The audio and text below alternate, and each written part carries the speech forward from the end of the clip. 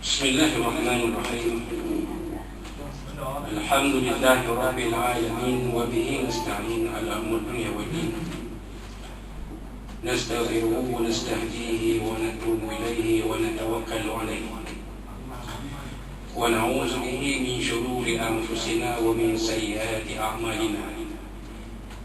Man yahdihillahu fala mudilla lahu wa huwa al-muhtadi. ومن يضلل فلن تجد له وليا مرشدا ولا هاديا له. أشهد أن لا إله إلا الله وحده لا شريك له وأشهد أن سيدنا محمدا عبده ورسوله.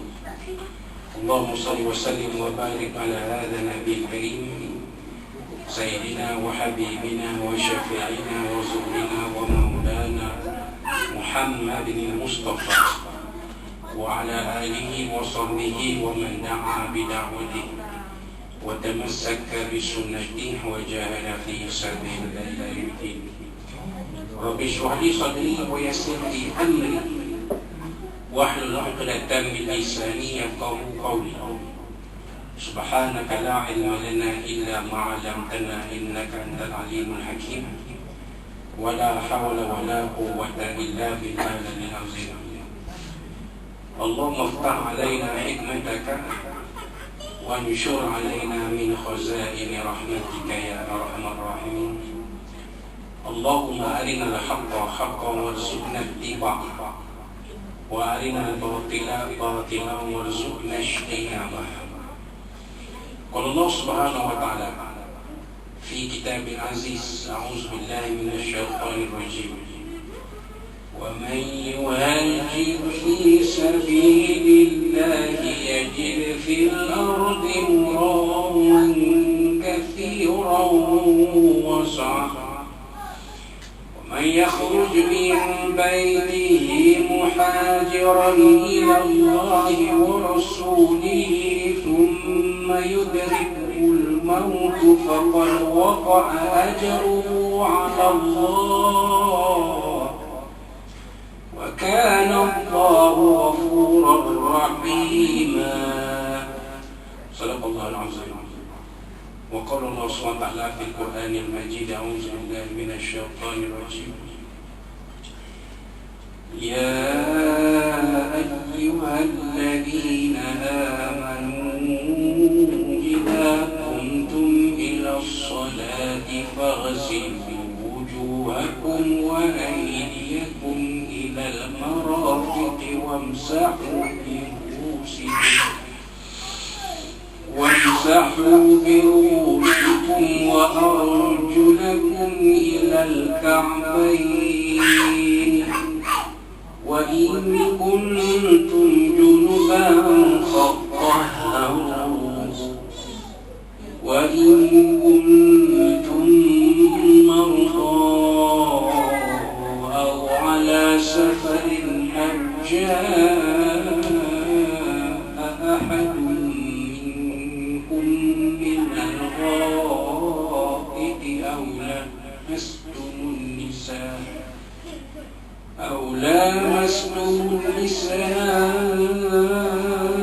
فلم تجدوا ماء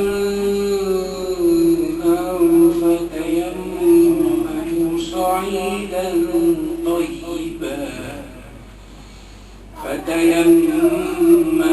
صعيدا طيبا فامسحوا بوجوهكم وأيديكم منه ما يريد الله ليجعل عليكم من حرج ولكن يريد ليطهركم ويتم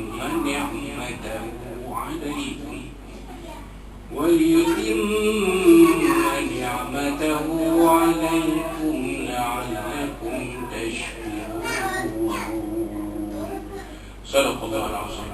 وقال نبينا محمد صلى الله عليه وسلم: إنما الأعمال بالنيات وإنما لكل امرئ ما نوى. وما كان هجرته إلى الله ورسوله فهجرته إلى الله ورسوله وما كان هجرته لدنيا يصيبها أو امرأة ينكحها فهجرته إلى ما هاجر إليه. أو كما قال صلى الله عليه وسلم. وقال حبيبنا سيدنا محمد صلى الله عليه وسلم عليه وعلى آله وصحبه: من يرد الله به خيرا يفقهه في الدين. istighfar salat Rasulullah sallallahu alaihi wasallam yang berusaha sahabatnya dikasihi Ustaz kami bin Ibrahim Hafizullah Ta'ala, Syekh Ismail, Sayyid Jemaah, tuan-tuan, puan-puan muslim sekalian rahimahumullah. Assalamualaikum warahmatullahi wabarakatuh. Alhamdulillah, pada malam Selasa ini, malam 5 Muharram 1444 Hijrah, bersamaan 2 Ogos 2022 mesti kita tanyakan sedikit puji dan syukur kita kepada Allah SWT. Kita sama-sama menunaikan solat fardu wa maghrib berjamaah di PPRI Imam kita berwirid, bertasbih, bertahmid, bertakbir dan mengaminkan doa yang dipanjatkan kepada Allah SWT. Mudah-mudahan kita semua bersama isteri, anak-anak kita dalam pemeliharaan Allah SWT dan dijauhkan dari segala mara bahaya, segala musibah, segala bala bencana, segala wabak penyakit yang ada, yang besarnya ialah COVID-19 dan influenza A, yang mana kita lihat ramai di kalangan kita yang sama ada COVID ataupun influenza A. Jadi kita mohon pada Allah SWT, mudah-mudahan Allah SWT memelihara kita dan memberikan kita kesihatan dan keafiatan, insya-Allah. Kalau ada pun sakit-sakit yang disebutkan tadi itu, biarlah ia ini hanya sebagai memberi kerehatan kepada kita dan bukan sampai memudaratkan diri kita, insya-Allah. Jadi tuan-tuan dan puan-puan muslim rahimakumullah, kemudian kita bersambung kembali pada minggu ini, dan pada minggu ini kita teruskan dengan pengajian kitab Safinatul Najah yang disusun oleh Al-Fadil Al-Syekh Al-Alim Salim bin Sumail Al-Hadrami rahimahullah ta'ala, sampai kepada fasal yang berikutnya, iaitu fasal yang ke-11. Fasal yang ke-11 itu tajuk yang dimulai penterjemah kitab ini, iaitu syarat sahih. Faslun syurutul wudu'i 10. Syarat wudu itu ada 10. Banyak kita tak ingat ni. Saya ingat dulu saya sarjana Jemaah 14 tahun dulu, kita tak mula datang masuk dalam pasukan ini. 14 tahun dulu saya terlibat sebagai salah seorang daripada fasilitator kursus pendidikan di Jabatan Luar. Orang berebut nak masuk kursus pendidikan itu, berebut sampai tak cukup peserta. Bukan tak cukup peserta sebab tak ada orang masuk, tak cukup peserta terlalu ramai. Nak pakai 50 orang yang muat sampai 100 orang, berebut.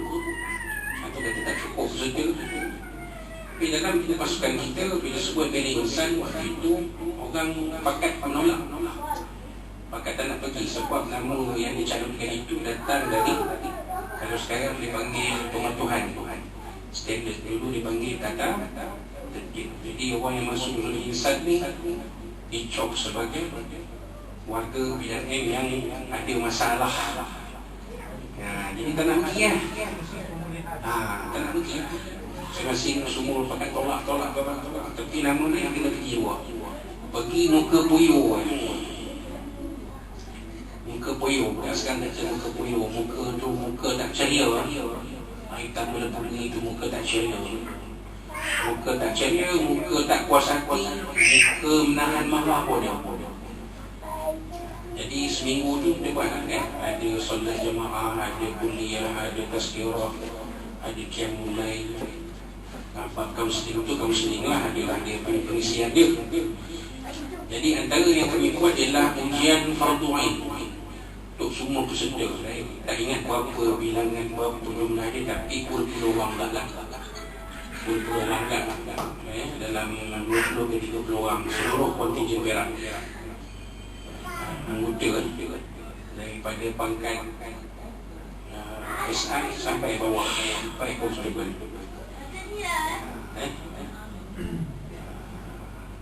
Jadi kita buat ujian fardu ain. Soalan mereka tanya ialah berapa kali solat fardu? Berapa kali? Ada yang jawab 7 kali. 7 waktu sembahyang fardu. Tak sembahyang. Dia boleh sebut sembahyang fardu itu 7 waktu. Maknanya kalau benda basic, benda asal macam tu pun tak dia tak betul jawapan. Perkara bila cerita rukun sembahyang, rukun wudu, syarat sah sembahyang, syarat sah wudu, lagi tak ingat. Memang tak ingat langsung, tak tahu apa lah. Lepas tu kita ulang balik. Ini sebagai ulang kaji. Maknanya kalau lupa ingat balik. Tu dia. Jadi yang pertamanya kata pengarang kitab ini, Al-Islam, mestilah seorang Islam. Jadi kalau untuk bukan nama sunnah, bukan nama sunnah, Robert bukan nama sunnah, kan? Kalau orang yang seperti ini ambil wuduk itu tidak sah, sebab mereka bukan beragama Islam. Orang bukan Islam, sebanyak-banyak amal kebaikan ni pun tidak dikira oleh Allah Subhanahu wa Ta'ala, tak ada pahala. Cumanya kalaulah Allah Ta'ala beri hidayah kepada dia untuk memeluk Islam, amal kebaikan dia itulah yang jadi asbab. Kita faham tak? Contoh macam Uncle Getang. Uncle Getang. Atau baru ni ada seorang penerima tokoh, ada seorang tokoh penerima tokoh mahirah dari kalangan orang bukan Islam. Dia kata saya bukan Islam, tapi saya banyak tolong masjid dan surau. Tu kena faham. Kalaulah dia ni nanti masuk Islam, maka perbuatan dia, khidmat, sumbangan dia, dermanya kepada masjid surau itulah sebab yang Allah menjadikan Allah Ta'ala buka hati dia untuk memeluk agama Islam. Kena faham. Jadi jangan kolem orang bukan Islam. Kalau katalah ada orang bukan Islam nak nyumbang surau kita ni, nak bagi duit, contoh nak bagi duit, nak bagi aircon, nak bagi skrin TV, apa-apalah yang dia nak bagi pada surau kita, kita jangan tolak. Sebab amal kebaikan itu sah di mata manusia, walaupun tak sah di mata Allah Subhanahu wa Ta'ala. Macam berwuduk tadi, berwuduk tu, kalau kita berwuduk apa ada? Dapat. Ada kelebihan dia. Ada kelebihan dia. Berwuduk ni. Kita dapat pahala berwuduk. Tapi kalau orang ke Islam berwuduk, tidak ada pahala. Tak sah wuduk dia. Tapi di mata manusia perbuatan yang baik. Maknanya dia faham konsep wuduk itu apa, membersihkan tubuh badan dan menyucikan hati. Dia faham konsep itu. Macam untuk Getang, dia faham konsep khidmat masyarakat itu, dia faham. Membantu orang yang memerlukan, membantu orang yang susah, membantu orang yang dalam penderitaan. Di mata manusia perbuatan pun baik, tapi di mata Allah tak ada. Tak ada pahala lah. Tapi kita dilarang sama sekali merendah dan mengecil-ngecilkan perbuatan ini. Tak dibenarkan Islam. Yang kita condemn, lu bikin lu derma banyak pun Tuhan tak kira lu punya amalan, lu punya kerja. Kita cakap dilarang sama sekali. Malah kita disyurkan memberi pujian dan kita dalam masa sama mendoakan supaya dia diberi hidayah. Mungkin satu masa Allah Ta'ala bukakan hati dia untuk meluk agama Islam dan menjadikan amal perbuatan yang dia biasa buat tu berterusan dan ada pahala untuk dia. Kenapa? Mana kalau kata ada orang Islam yang berwudu, ada orang Islam yang berwudu, ada orang Islam yang tumpang sembahyang. Saya dipanggil dia bawa bertempat. Sami-sami muda tumpang sembahyang dengan kita. Ada apa dia cakap? Jadi jangan pandai. Apa lalu tu bukan Islam, apa pasal dia mau sembahyang sama kita? Itu yang pandai. Kita biar kita puji bagus. Kan? Tapi dalam masa sama yang nak kita pula pergi ke kuih dan kita pun buat pokok, buat pula cara ain padahnya betul. Itu dilarang keras dalam surah Al-Kafir. La a'budu ma ta'budun. Dilarang keras. Tapi itu yang pertama. Yang keduanya ialah wal tamyiz. Yang tamyiz ni maknanya seorang Muslim itu naklah mumayyiz. Apa yang mumayyiz diterangkan dari dalam manfaat ini oleh penyusun penterjemah kitab ini. Seseorang yang telah mencapai tahap yang membolehkannya makan, minum dan tidak sendiri. Inilah pandangan yang terbaik bagi menentukan seseorang yang telah mencapai tahap mumayyiz. Ada setengah ulama mengatakan mumayyiz ni ada umur dia. Kalau kanak-kanak lelaki 7 tahun, kalau kanak-kanak perempuan 9 tahun. Terus setengah ulama fiqh mengatakan itu. Kalau kata anak kita tu beri dia duit RM10 kata alung, angah, Adang, acu apa nama orang tu panggil. Ni abah bagi RM10, kamu kalau beli top up handphone RM10. Dia pun beli kedai bagi bawa top up RM10. Mumayyiz satu. Tapi kalau bagi RM10, bagi RM10 so beli top up, tak buat beli RM10 sikit-sikit. Dia beli yang belum-belum lah. Kata orang putih bus-bus koyak-koyak je lah begitu. Dia buat pula main kad pula, contoh main pakau pula, contohnya main kad, pegang duit tu belum mumayyiz. Pasal mumayyiz tu dia, kalau kita suruh beli barang dia tahu, suruh beli gula sekilo dia tahu, suruh beli beras 5 kilo dia tahu, suruh beli apapun barang kita dia bawa balik. Ada balik tak? Ada. Barang semua berapa ni? RM10 baru RM1. Baki RM1. Mana RM1? Dia bagi RM1. Itu mumayyiz tu. Itu secara umumnya. Maknanya dia boleh urus diri dia sendiri dan boleh melaksanakan apa-apa tugas saja, penugasan yang dia. Dan dia faham kita cakap. Jangan dia faham. Diam, jangan bising. Semua diam. Ada juga yang bising, buat muka sadiknya. Itu mumayyiz ni. Contoh macam anak kita, adik kita bawas, lari sana. Itu belum mumayyiz. Di tempik pun dia tak tahu. Di tempik pun dia tak tahu apa dia buat dia. Yang itu belum mumayyiz. Kalau dah faham orang tempik itu, itu mumayyiz. Dia bising. Tahu dia.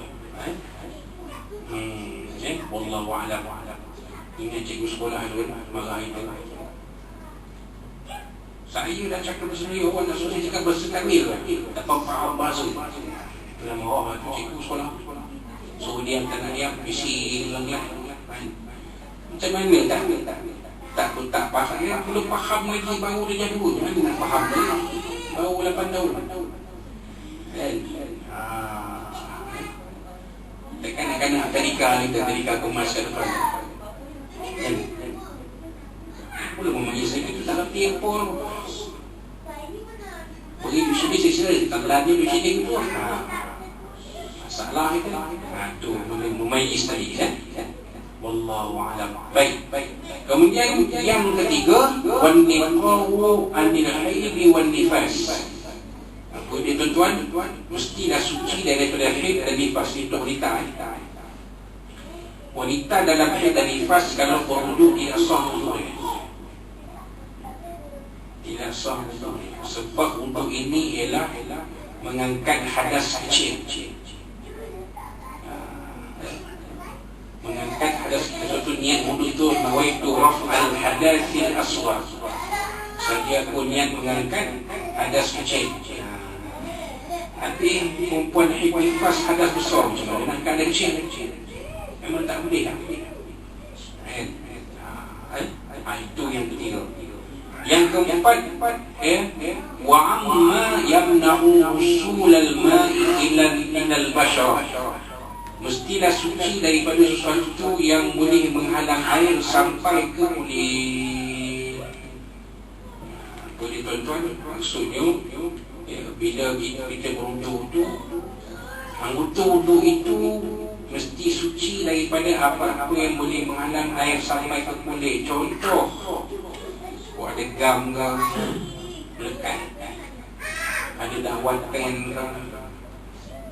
Orang perempuan kalau pakai cat itu jangan pakai cat kekal, pakai cat yang boleh buang. Kalau pakai cat kekal itu memang bila berwudu tak sah wudu, sebab air tak sampai ke kuku jari, sampai maka tak sah wudu. Melainkan kalau kita ni pakai plastik yang membalut anggota kita ni letak ke patah ke pakai plastik, tu tak boleh lah. Itu kena ganti dengan tayamum. Kalau anggota wudu itu berplastik, berbalut, contohnya air tak sampai, maka boleh diganti dengan tayamum. Muka wudu, tangan mana yang berbalut pakai tayamum. Itu cerita di sini maknanya kalau tak ada anggota wudu ni mesti suci daripada apa-apa yang boleh menghalang air sampai ke kulit. Maksudnya itu yang keempat. Kemudian yang kelima, wa alla yakuna 'alal udwi ma yughayyirul ma. Jadi tuan-tuan, mestilah ada sesuatu yang boleh mengubah air pada anggota wudu. Mestilah, maksudnya pada anggota itu tak ada apa yang boleh mengubah air. Air itu jadi keruh. Air wudu ni air mutlak kan. Pada umumnya air mutlak. Boleh guna air lain, boleh guna air musyammas, tapi makruh. Yang kita guna air mutlak lah. Tapi air itu boleh sampai untuk ubah sifatnya. Kan? Katalah untuk wudu kita ni ada melo melekat kat kulit. Memanglah melo tu akan bila kena air itu, melo tu akan turun. Tapi tempat yang ada bekas-bekas minum tu bila kena air tu mengubah sifat air. Itu maksudnya. Maknanya kata sebelum dalam berwudu tu bersihkan dulu. Pastikan tu badan kita tak ada. Kan kesan-kesan pelantar ke, contoh kesan-kesan minum ke. Sebab dengan air tu sampai ke mengubah sifat air. Kat tempat ada milo tu, air tu jadi air mubayyan pula. Apa mana air mubayyan? Air yang dinisbah pada sesuatu yang lain. Macam air milo, air sirap, air bandung, air cincau tu, itu air mubayyan kan? Suci tapi tidak menyucikan. Dia suci tapi tak menyucikan. Ini kita boleh minum tapi tak boleh guna untuk bersuci. Nak berwudu tak boleh, nak mandi pun tak boleh, tentu lah tak boleh. Kan? Jadi tempat anggota wudu tu ada pula Milo tu sepih apa, kesan-kesan Milo dari situ. Bila kena air wudu tu dah berubah dah. Air tu dah jadi coklat yang dah ke situ. Maka tak sah lah wudu. Wallahu a'lam. Kemudian yang keenam kata penyusun kitab ini, wal ilmu bi fardiyati mestilah mengetahui bahawa wudu itu wajib. Maksudnya wajib tu maknanya nak solat wajib berwudu, nak tawaf wajib berwudu, nak sembahyang wajib berwudu, nak tawaf wajib berwudu. Mesti tahu tu. Ni kata fardu ain tadi ni. Mana tak ada siapa pun boleh mengelak daripada mempelajari ilmu fardu ain ni. Tak ada siapa boleh elak. Kalau fardu kifayah boleh. Contohnya ilmu faraid. Tak semua orang dia tak boleh bukan ilmu fardu ain. Tak semua orang dituntut belajar ilmu faraid. Tapi mesti ada sebahagian orang yang belajar dan alim ilmu faraid, ilmu harta. Kalau tak berusaha, habis semua orang berusaha. Dulu kita Ustaz Bakar ada seorang pakar ilmu faraid dulu. Sekarang Nabi dah masuk jabatan kehakiman syariah. Nabi dah dapat jawatan yang lebih baik, jadi dia pindah. Tak air ini pejabat bakar air ini Perak Tengah tu jadi pusat rujukan faraid untuk masyarakat setempat. Sampai Sudi pun kata, ini bukan pejabat bakar, ini pejabat pusaka. Sambil buang pasal orang datang bukan nak berusaha dengan polis, nak berusaha dengan ustaz ni, sebab dia pakar ilmu faraid. Orang kampung ada masalah, ada satu nak bagi semua jumpa dia. Ini macam mana ustaz ni, arwah ni meninggal dalam macam ni nak bagi. Jadi masyarakat luar datang ke balai tu bukan nak buat laporan jenayah ke apa ke, nak selesaikan saman trafik ke apa ke, nak pergi urus hal-hal pusaka. Mana pejabat bakar. Nak tunjukkan kata ilmu faraid itu fardu kifayah. Mesti ada orang yang tahu ilmu faraid. Kalau semua masyarakat kita tak tahu, berusaha dengan ustaz lain dengan saya, Ustaz Kamil, semua berusaha. Pasal apa? Tak belajar ilmu faraid. Itu cerita dia. Itu ilmu itu fardu kifayah. Tapi fardu ain semua orang kena belajar. Bab ni semua orang kena belajar, tak kecuali yang hadir di sini dan yang tak hadir yang duduk dekat rumah masing-masing di sekitar kita tu sama lah. Semua wajib belajar. Kepada yang tak berada di sini, duduk di rumah tu, tolonglah dengar speaker, bunyi speaker dan ambil bahagian. Sebab ilmu yang kita kongsi ni ilmu fardu ain, bukan fardu kifayah. Wallahu a'lam. Apa dia tadi tuan-tuan? Okey, kemudian seterusnya wa an la ya'taqida fardan min furudihi sunnah.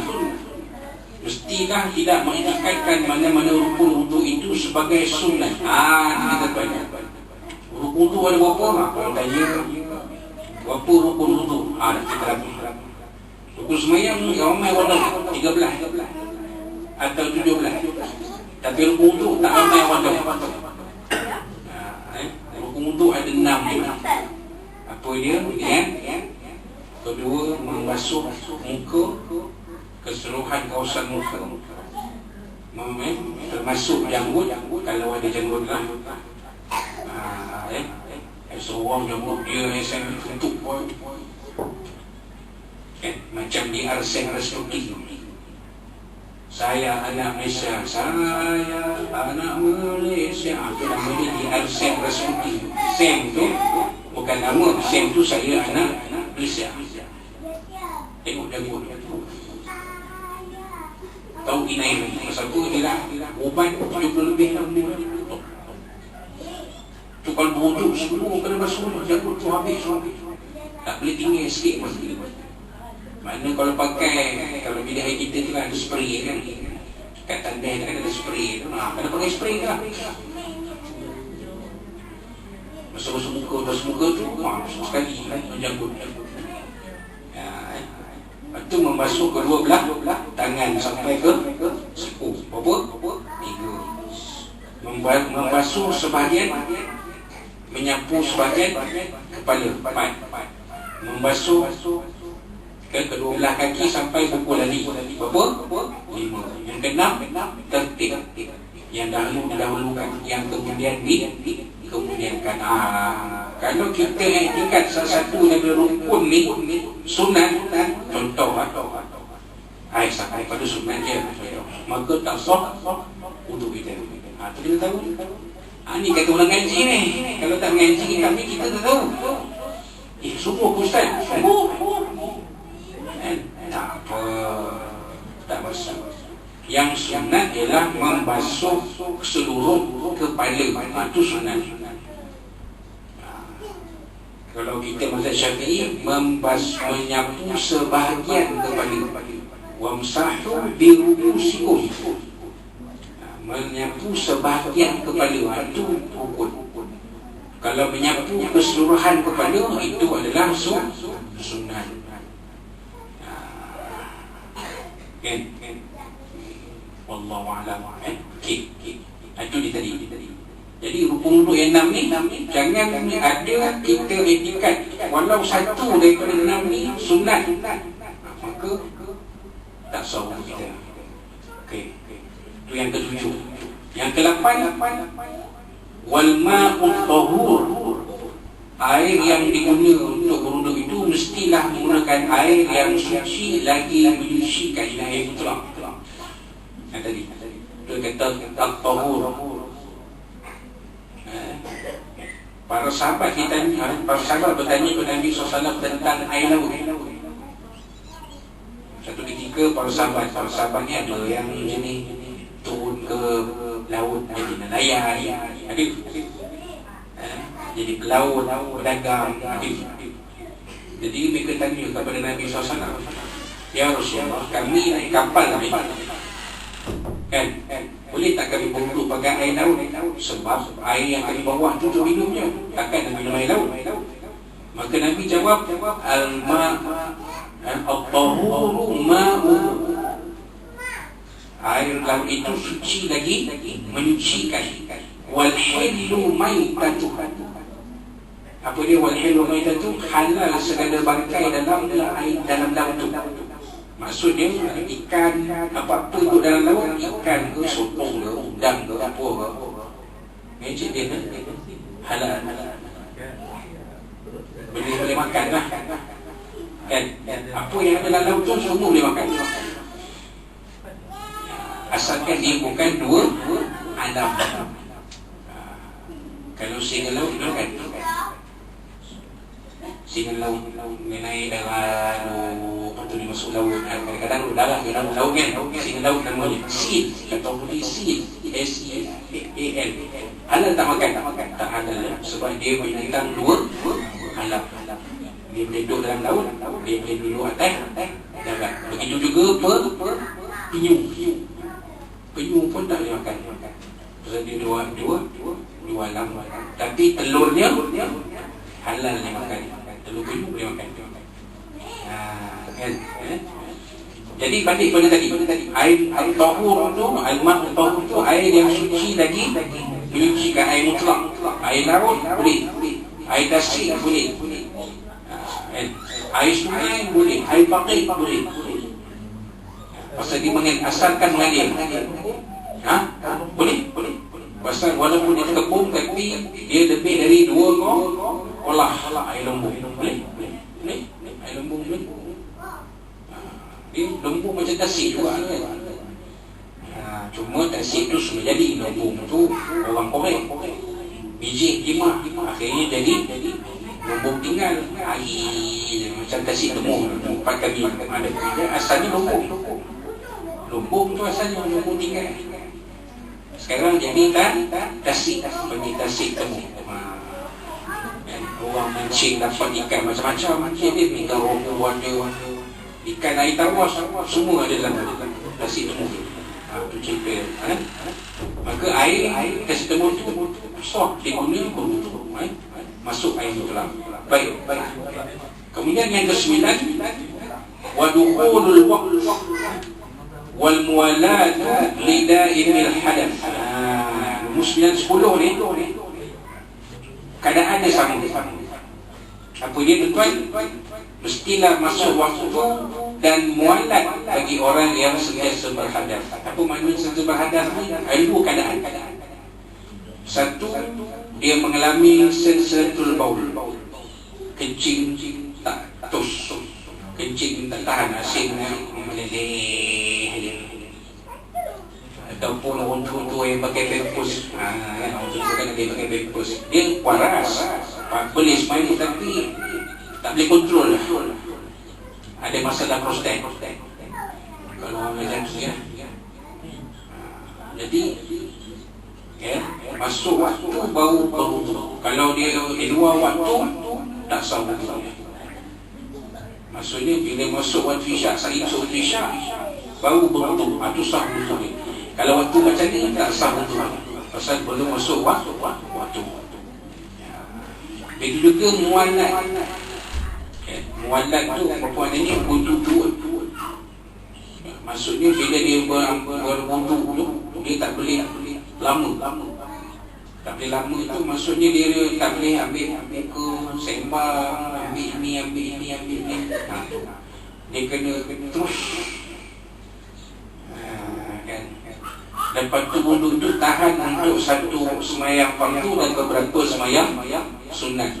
Nanti subuh geram kena wudu lain, subuh wudu lain, asar wudu lain, maghrib wudu lain.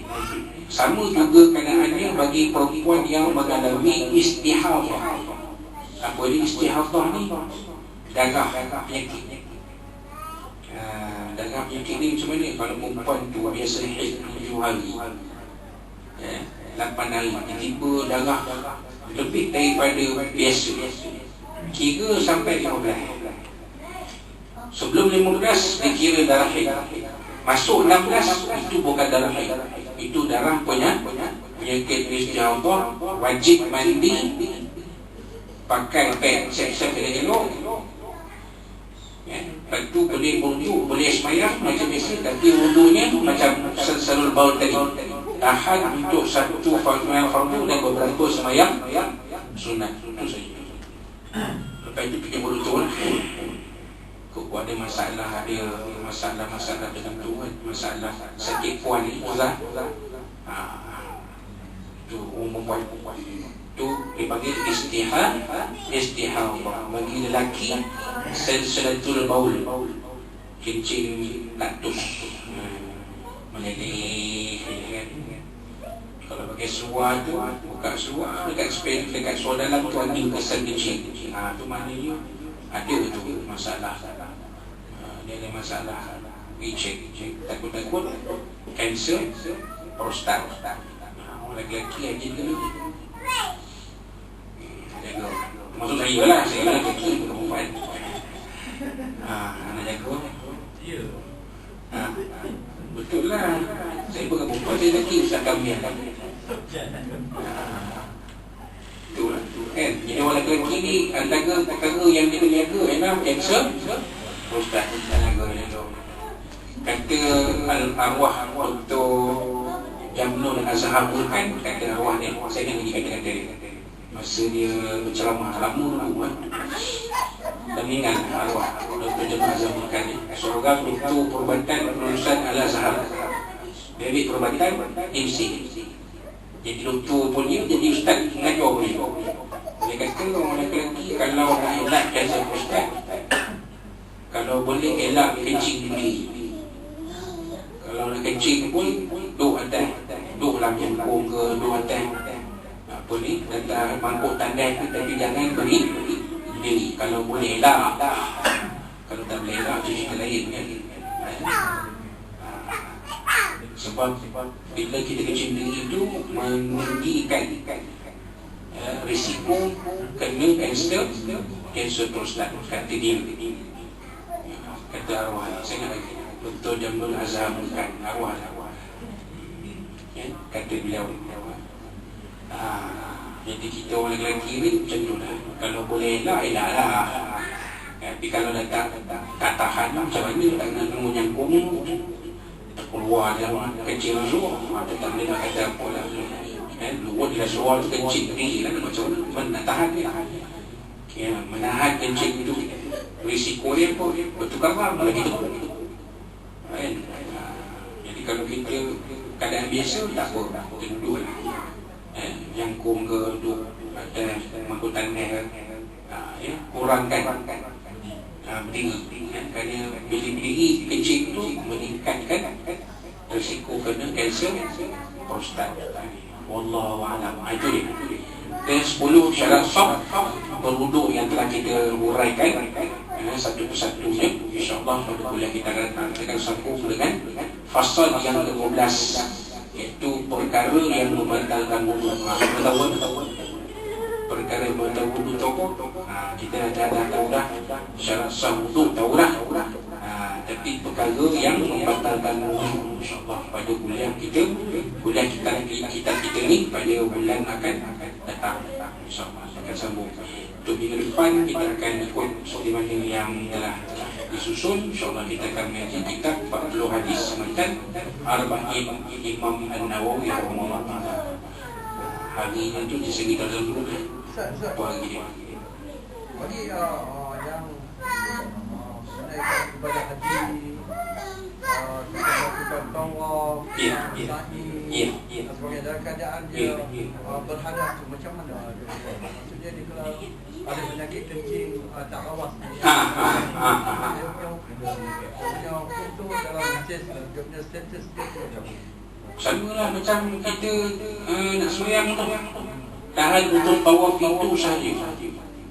Maksud kata kalau kita nak buat tawaf lagi, tawaf ifad, tawaf pun kita dah buat dah.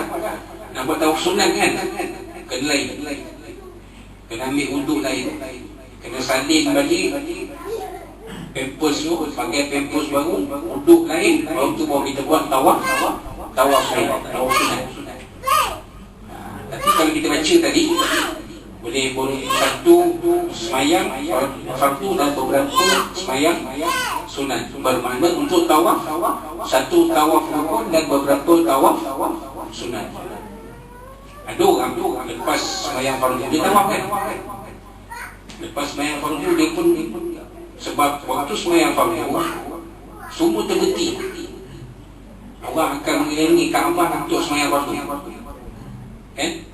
Tapi bila habis semayang fardu orang tahu balik kan? Jadi kita yang tadi yang sesuai pakai pampers, sama ada ihram ataupun tidak, kita boleh tawaf.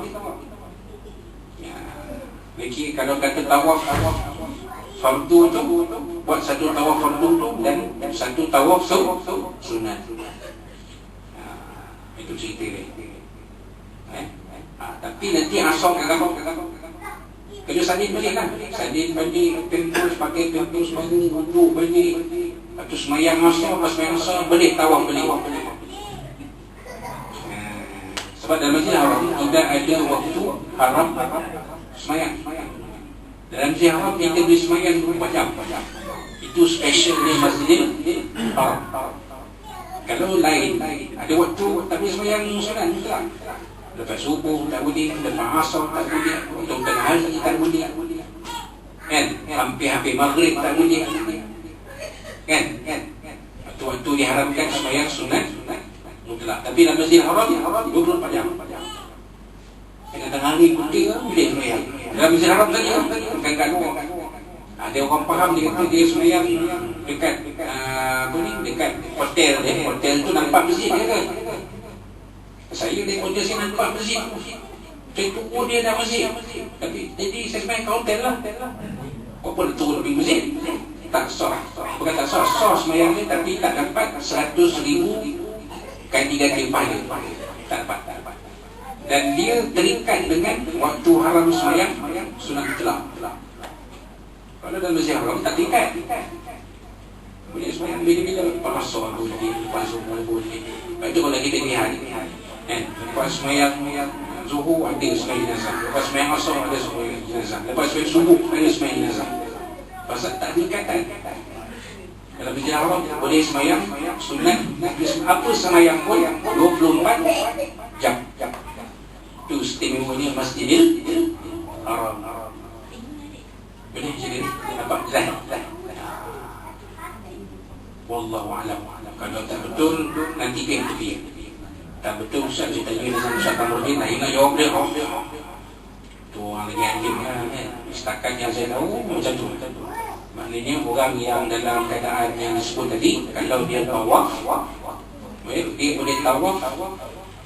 Waktu tu dia boleh tawaf, tapi nanti asal dia kena wuduk balik. Salin balik kampus dia, wuduk baru. Kemudian sembahyang asar, lepas sembahyang asar tawaf. Maghrib kan pun dia kena. Maksudnya dia akan berwuduk 5 kali sehari. Kalau orang yang biasa tak apa. Ada orang dia tahan wuduk dia, subuh ambil wuduk sampai isyak tahan, tak ada apa-apa. Itu kelebihan bahagian masing-masing. Wuduk sampai isyak kan, tak payah. Tak tergetul kan? Tak boleh pun, tak rasa pun. Itu macam mana tak rasa, tak makan. Macam zaman kami tak banyak makan. Kalau sampai subuh kau makan 2 kali kot. Pagi sekali, lepas isyak sekali. Ingat ni? Pagi sekali, lepas subuh tu keluar juga lah, cari makan. Tengah hari, pukul 11 datang masjid, berada di masjid sampai isyak. Lepas isyak nak balik ke asrama, baru makan sekali. Makan 2 kali sehari. Tak ada. Pasal makan pun kurang. Itu zaman-zaman 80-an lah. Sekarang ni tak tahulah, saya tak ada di zaman orang PhD sekarang ni, tak boleh komen. Tapi zaman kami terhidup, begitulah keadaannya. Zaman-zaman Haji Jamal Syahadat juga sama tu, campur kan dia. Tempat campur kan. Awal Haji Jamal Syahadat awal tempat kan dia. Memang kami makan 2 kali ni. Pagi sekali, malam isyak sekali. Air, minum air zam-zam. Yang hebat tak kecil. Apa yang hebat? Bina dia tak kecil. Banyak minum zam-zam tapi tak kecil. Bagi ke asrama nak tidur, tu kecil. Itu adalah kelebihan bahagian masing-masing. Wallahu a'lam. Jadi sini kongsi sikit pengalaman ya, lama lah. Hampir 40 tahun dulu. Waktu tu Ustaz Kamil pun baby ni kot. Tahun 83. Jadi lama tu.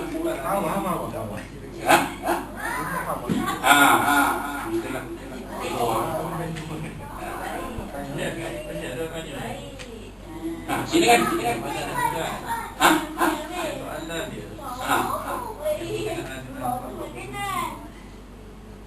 Malam kita bersama. Okey. Lalu saya jumpa hari tak ada. Macam mana? Macam mana nak guling atas kaki kuatir dulu-dulu. Sebab soalan ni banyak yang muskil dia.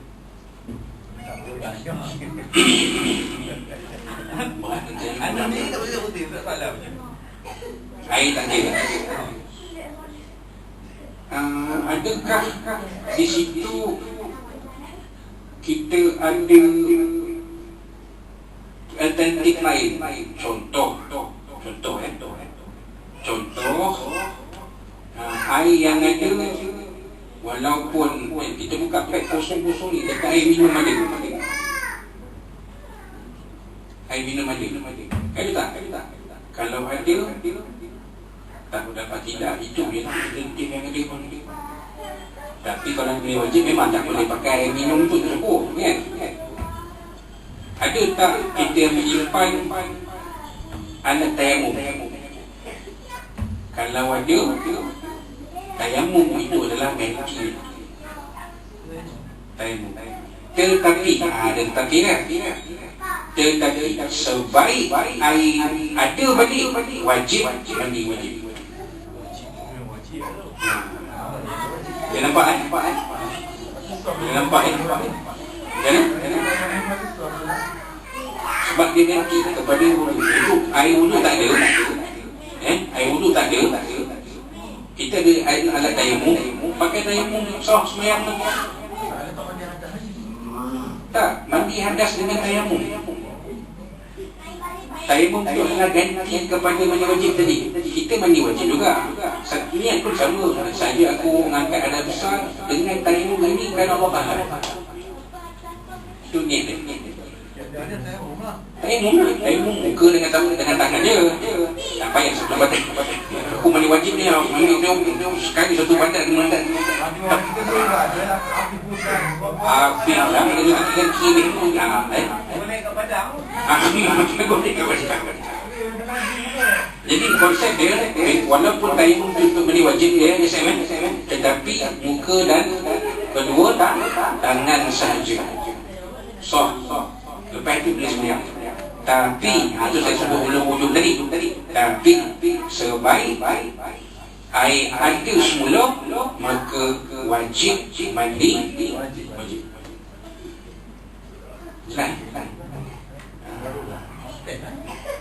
Jelas kan? Ada dua persoalan tadi. Satu, ada air tak? Ada air tak? Ada Ustaz. Tapi pula air 5 liter mineral. Mandi lah pakai mineral 5 liter. Nampak sauna? Takkan jadi tak mandi. Satu. Yang kedua, okey, katakan tak ada. Ada tayamum tak? Alat tayamum. Ada. Maka tayamum itu dijadikan ganti kepada mandi wajib. Tapi bila air ada semula buka air ada boleh. Wajib mandi serta merta. Katalah pagi subuh tu tak ada air. Buka tak ada air. Alamak, macam mana? Tiga ni dah syok-syok lah. Rambel lima jangka. Nak mandi pun itu air tak ada. Buka tak ada. Alamak. Mengejut. Baiklah terputus mengejut. Tak ada maklumat. Tu pukul 8 pagi lagi.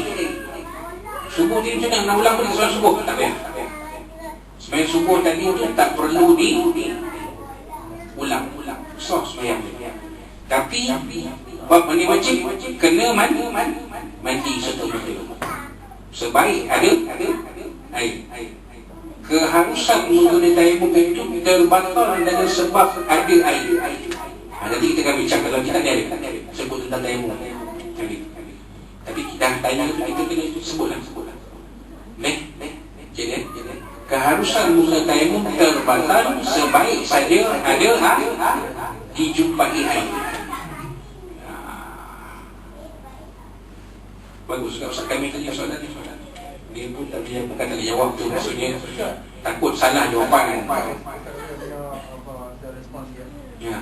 Ustaz kami bermakna alat keperluan tayamum pun tidak ada. Masa yang sama air tidak ada dan waktu akan luput. Okey. Kalau itu kan keadaannya sembahyanglah sebagai menghormati waktu. Ini saya share pengalaman saya. Waktu di hospital 3 minggu masuk di ICU. Di ICU bukan dia biasa ICU. Memang kita tak pergi mana, memang tak kantin, memang pakai beg urin kan. So macam mana nak sembahyang? Kalau ambil wudu tak sah sebab ada benda melekat. Beg urin tu melekat kat badan kan. Kita menanggung najis kan. Sembahyang hormat waktu. Bila dah lengkap semua dah boleh semacam biasa, ganti balik. Sembahyang yang ditinggalkan tu berapa waktu? Katalah 7 hari, pakai beg 7 hari, 7 kali 5, 35 waktu ganti balik. Macam kes tadi subuh kan. Bila dah mandi wajib tu, subuh tu ganti balik. Tidak dikira walaupun wudu tetapi tidak berdosa. Ada bukan kes macam sengaja tinggal ke, tu lain. Boleh jadi kan? Maknanya Ustaz kami saya mau semua saya clear. Oh memang tak ada ni, air pun tak ada, tayamum pun tak ada, tapi macam mana ni? Semua dia masuk kan? So semayang dia macam biasa, tapi dia panggil semayang menghormati waktu. Sama macam MPV, dia kena ronda waktu subuh. Nak singgah masjid tak boleh, dia meronda. Macam mana nampak? Semayang langkah kita ni baik kita saya solid semayang tak ada wujud, kata dia tak ada wujud kan. Sakit balik rumah nanti ganti balik semayang tu semua dari tu, tapi berusaha tak? Dia ganti kan? Tak berusaha. Sebab apa? Kadang-kadang dia tak berizinkan dia semayang seperti mana orang biasa. Dia tengah bawa MPV, macam mana nak semayang? Pukul 5, pukul 6 pun bawa bersih macam ni. Untuk pun tak ni, kalau ada untuk tak boleh. Dia dikira semayang dalam kenderaan kan? Tapi kalau tak ada untuk, macam mana nampak? Ya, tak, soalan dia biasa je, tapi dia dikira supaya hormat waktu. Sama macam yang jaga apa tu, roblok. Sama macam wallahu a'lam. Bagus tu, saya suka soalan. Fiqh memang perlu pada soalan. Bukan mengaji je betul ambil kelas balik isyak tidur. Ada soalan tanya. Bagus soalan. Membuka minda kita. Itu guna dia mengaji fiqh tadi. Wallahu a'lam. Apa yang saya mention ini tadi. Kalau tak lupa ni. Wallahu a'lam. So jadi itu lagi untuk kita kena masuk usulan yang baik dari Allah SWT dan Quran kita semua. Ya, insya-Allah bertemu kita pada yang akan datang yang lain. Wallahu sallallahu wasallam wa barakum kullu qala sallallahu alaikum, dan kita takkan kita mari dengan tasbih al-kafarah dan salawat. A'udzu billahi minasyaitonir rajim. Bismillahirrahmanirrahim. Alhamdulillahi rabbil alamin wa bihi nasta'in wassalatu wassalamu ala asyrafil anbiya'i wal mursalin sayyidina wa maulana Muhammad wa ala alihi wasallam. Allahumma arham jaman hadza jam'u rumata fa'ala badita fa'um as-suma. Allahumma inna naj'aluka fi nururi alaina wa na'udzu bika min shururihim.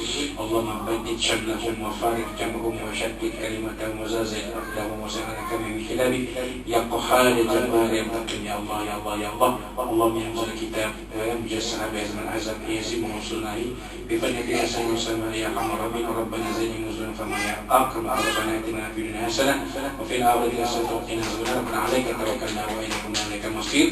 ربنا تقبل منا دعانا وحسنا وأجمعنا ولقاءنا وعملنا في هذه الليلة المباركة من شهر محرم المبارك فسمع عليه وتعالى إيمان لله وربنا فيها اسمنا فيها سلام وآخر دعوانا الحمد لله تقبل الله منكم بنا كتابنا وبنا توفيق. السلام عليكم ورحمة الله وبركاته. Jazakallah Ustaz. Okey.